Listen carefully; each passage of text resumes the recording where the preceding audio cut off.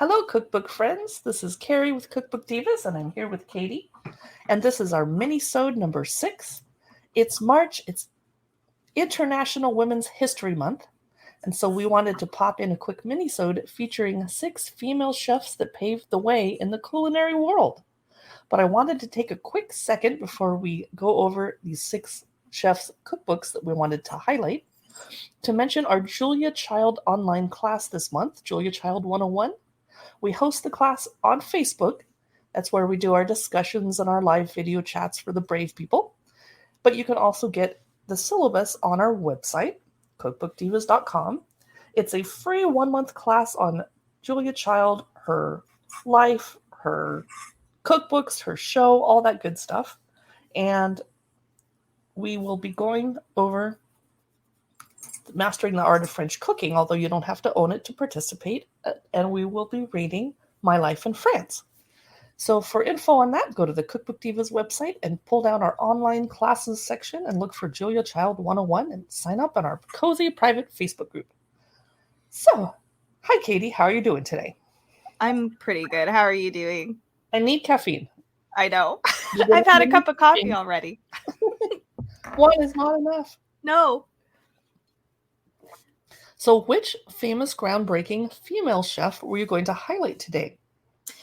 So the first one that I wanted to highlight today is Alice Waters.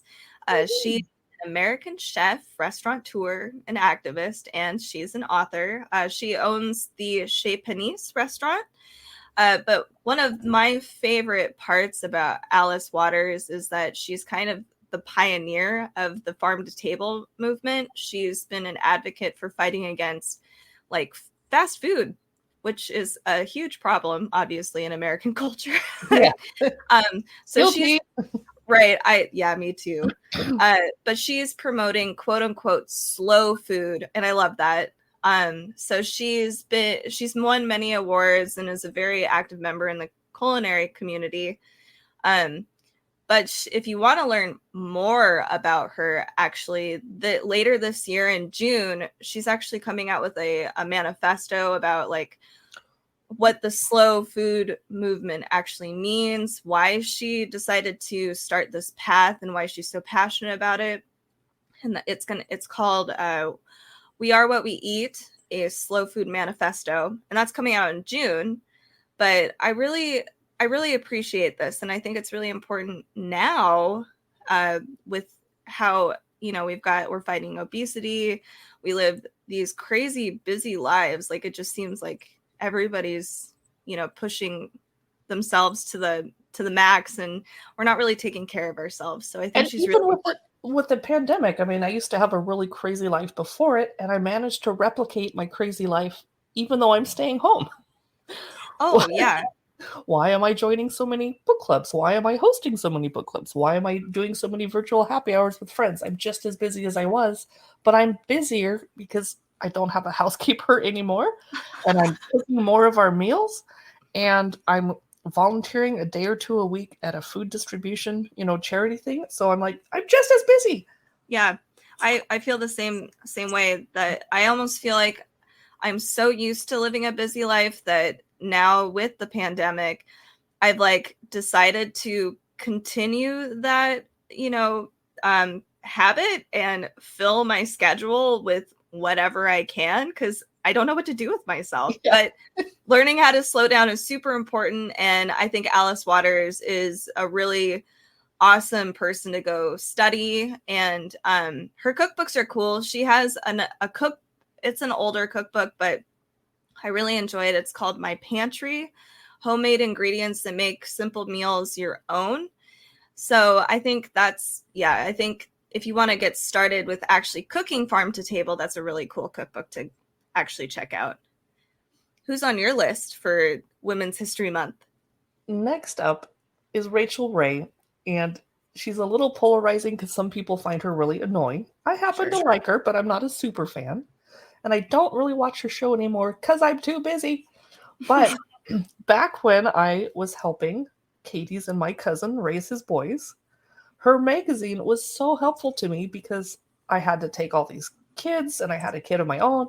and we're driving all over the place, and they didn't live with me, so I'd have to drive to their house. I just was in the car all the time, but I had to feed these guys dinner. And when Katie's sister wasn't cooking dinner, it was my turn.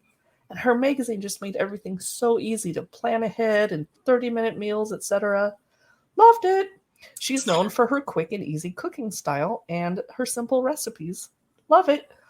The cookbook that I wanted to focus on is Rachael Ray 50 Memories and Meals from a Sweet and Savory Life, a cookbook.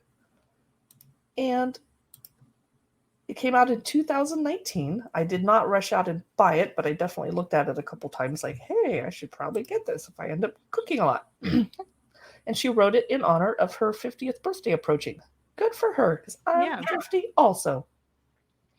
And besides the recipes, it has 25 essays from her, so it kind of reads like a memoir and a cookbook at the same time. That's Rachael Ray 50 Memories and Meals from a Sweet and Savory Life. And one of the things I like about it, as I looked through, it's divided into family, friends, and work chapters. That is true because I cook differently for my family than I do for my friends, and I cook differently for good friends that are forgiving if I burn the spaghetti. When I'm cooking for work or industry people, I have to impress them. It has to be fancy and glamorous. And I work in the wine industry, so these people are used to really good food. I'm like, oh no. Yeah, I love how she's divided that cookbook up because it's so true. And you don't really think about it either until you're doing it. You're like, oh, I can't serve these people my family-oriented spaghetti. Yeah. Like they're gonna look down at my spaghetti. So I love that. That's super cool. She does have a new cookbook coming out. No one will be surprised to hear that. It's called This Must Be the Place, Dispatches and Food from the Home Front. And that is coming out in October. Of course, the month of cookbooks. Yeah, exactly. Who's next on your list, Katie? So I have two more on my list. This one is Elena Arzak. She's a Spanish chef, and I feel really guilty because, I'm really guilty of looking up recipes and stuff online and just kind of getting whatever. And I haven't been on the cookbook train for a while, but now that we're digging into all these people, it's really fascinating and seeing all these amazing people's cookbooks. Elena is really cool because she's a joint head chef of the 3 Michelin star restaurant Arzak alongside her father, which is super cute. I love that. His name is Juan Marie Arzak. Sorry, I probably am butchering this name. I apologize. She was also named the best female chef in the world in 2012 by S. Pellegrino. So that's super cool. And her cookbook, actually, it's hers and her father's cookbook, Arzak and Arzak, is really, really beautiful. It's got some of the best photography, and that came out April of last year. And it's actually reasonably priced as well. And you just kind of get to see what they actually serve at their restaurant. So it's a very high-end book, but it's only like $35. And we can try to attempt these really beautiful recipes at home, which is kind of cool. I want to try to do that. So I'm scared. You do that and report back how it goes. I know it's probably going to look like a mess on the plate because these are really like works of art. So that's Elena Arzak, Spanish chef, super beautiful. I just Googled the name of the restaurant because I was like, Katie, where is the restaurant? Oh, it's in Spain, of course. Well, it could have been in London, though. You never know. You're right. That's true. But I'm looking at pictures of the outside of it lit up at night and it looks beautiful. And then I made a mistake of clicking on the inside and it's, oh my gosh, it's gorgeous. I want to go there if we ever go to Spain. Oh, God. There's so many reasons to go to Spain. I would love to go. Well, Powerball is at 132 million, so get some tickets. Oh, God. Good advice, Carrie. Remember me when you're rich. I will, of course. Who's next on your list, Carrie? Here's a chef that I had never heard of until she was on TV in, I think it was Iron Chef America. So feel free to laugh. No, you're fine. I always rooted for her, Cora. Yeah. She's a world-renowned chef, author, restaurateur, an editor, a television host, and of course, an Iron Chef America kick-ass participant. Yeah. And she was the first ever female Iron Chef. Yay! That's pretty amazing. That show was Actually. full of a bunch of men, so I was always rooting for her. No Yeah, offense. exactly. Yeah. The cookbook that I wanted to focus today on, I've actually never looked through it, so I'm staring at the Amazon listing. It's Kat Cora's Classics with a Twist, fresh takes on favorite dishes. And it's a collection of her favorite family recipes that can be prepared, just like Rachael Ray does, in a minimum of time. But hers, let's see, I want to look at some examples of what's in here. I saw the word sour cherry and got very excited. Oh, yes.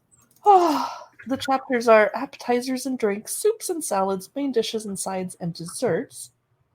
And sour cherry filled chocolate cupcakes, hello, is the first thing I would want to make from her.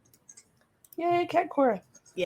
And she also includes a little bit of workday meals and then also indulgences, but she encourages creativity in her recipes too, not just follow exactly what she said to do. Mm-hmm. And before we get to the last chef on the list, and Katie's going to mention some other names that our listeners should Google when they get home, I wanted to encourage you guys to follow our Cookbook Divas YouTube channel, where you can see videos of me looking through cookbooks. We are on Instagram, where we do cookbook reels, where we quickly flip through them, and we do cookbook videos, and we highlight cookbooks we've written blog posts about, and we're, of course, on Facebook. So please follow us if you want to see more. Oh, and we're on Pinterest. Yeah. Back to you, Katie. Perfect. And subscribe. So the last chef that I want to mention in detail is Dominique Crenn. She's a French chef. She is currently the only female chef in America to attain 3 Michelin stars for her restaurant. Atelier. Atelier. My apologies. Oh, goodness. I need to take French. Atelier Crenn. This is in San Francisco, California. So if you live there, please go. It's pretty apparent that the culinary world is dominated by men. So she wanted to earn a bachelor's degree in economics and a master's degree in international business so she can basically kick ass. Honestly, that's, so her cookbook that came out in 2015, Atelier Crenn, Metamorphosis of Taste, again, is super, super pretty. Things like foamed things on plates. Every time I see like a foam chocolate or foamed anything, I know this is super fancy. The cover has like a nest on it. It looks really fancy. I've tried to make a nest once. It was disastrous, but I ate it. Yes. So I would not try. I don't know if I could do this without it looking disastrous, but it is beautiful cookbook in general. She does have a lot of recipes in here that are pretty approachable, like an onion soup is, I would hope I hope that I could actually make that. We'll see. I don't know. But then she's got, clearly something more complicated dishes like this Le Jardin, which is this beautiful composition of like little seeds, little carrots, just like some orange juice and foam, and it's just really beautiful and clean. But I really like, kind of like how Kat Cora is like paving the way for women, and she's like, okay, I'm taking over, move aside, dudes. That's how Dominique is as well, in a more high-end chef world. So if you want to attempt any of these beautiful dishes, I would definitely try to or at least look at Atelier Crenn, Metamorphosis of Taste. And if you do, please message us on Instagram or Facebook and send us the picture of your results. Yes. Yeah, definitely do that. So the notable names, so one thing that I noticed while I was doing research on Women's Month and these amazing chefs, like these women are they are definitely amazing, but I was noticing it's definitely very white oriented. There's not, and there's so many other chefs out there, one chef that I saw that I really wish that she had a cookbook out, at least here. I'm not sure if it's over in China, but Lan Shu Chen was one that was like really big name. She's got some amazing recipes and they look just, oh God, so beautiful. Padma Lakshmi, Daniela Soto, Inez, Nikki Nakayama. Mashima Bailey is becoming a really well-known chef here. We've talked about her before on our Black History Month episode. Anna Rose. So there's so many wonderful chefs, female chefs that are kind of dominating the culinary world finally, all around the world. And all of these women really need, like, we need to take some time and really honor these people. So those are just a few of the names that I've found who've really paved the way for women all around the world, like I said. So we don't normally mention Rachael Ray in the same breath as Alice Waters and Julia Child, but that's how we roll around here. Sure. We like things fancy. We like things easy. And I love how much, for example, Rachael Ray and Kat Cora being on television, and Giada as well, have built these gigantic empires, and of course Martha Stewart, and you basically can't say no to these women if they ask, they're like, I want to do this way. Yes, ma'am. I love that. Yeah, no, exactly. Like, these women have all dominated specific areas in the culinary world, whether it's these really high-end restaurants like Dominique Crenn, or like you said, Rachael Ray with, her TV personality. And she's a good chef too. Like, I would probably be better off taking a Rachael Ray cookbook and cooking things at home and not feeling hatred towards myself versus like trying to really attempt a Dominique Crenn. One of these beautiful things. Fun. There's nothing wrong with failure. It could that's fair. But yeah, all of these women are pretty amazing. So we wanted to celebrate that just briefly, but yeah. So stay tuned for our regular episodes, which come out on Fridays. And we will see you soon, and drop us a note. Thanks so much for listening.